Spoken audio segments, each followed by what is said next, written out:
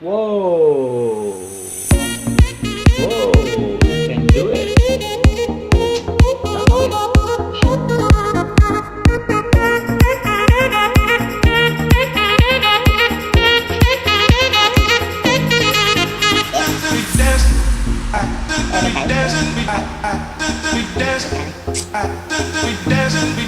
Điểm này bay chế được này là hán chặt chế hay tật lọt nè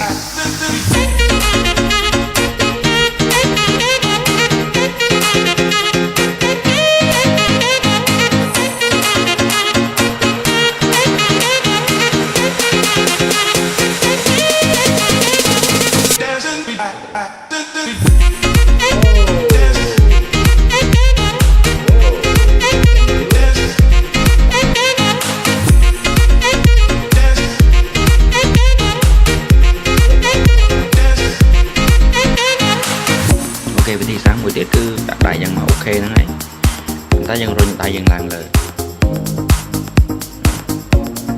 đã mà điểm 7 ok lắm chứ ok nó máu dân rồi đại dân làng lời speed máu chụp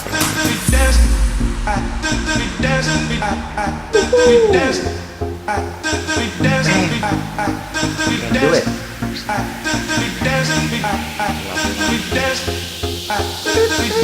We